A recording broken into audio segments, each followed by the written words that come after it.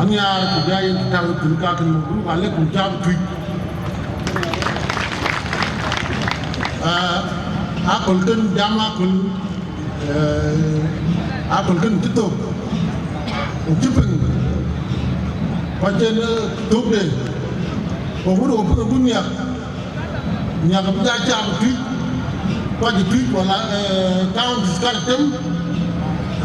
apa tu paramanci, dah pajan masa kafin, pagi okey jam, untuk nanti jen kita tu apa jamnya, jam aku kan ni anak baik kita baik jam tu, pada ben Jalwel ya kedua enggak ke gelung deh punya ke yang dan punya ke gelung deh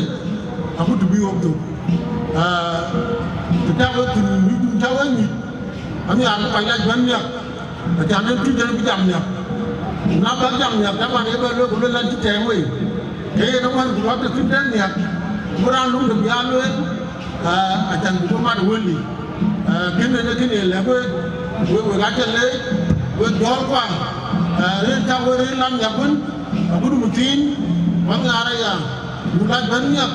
kita sahun kita juga sam tinggal berbagai ke kuasa teman ya mulai banyak dah mulai banyak itu berang lebih jam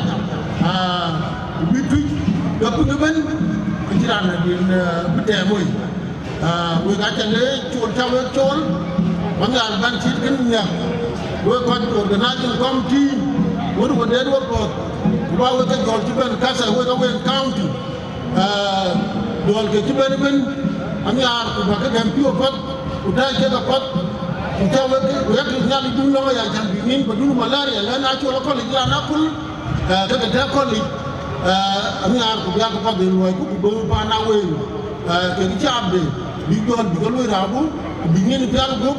ben dijual biar gua, biar mat bentuk, gua kacau tahu. Oh, berangnya zaman ini jika ada organisasi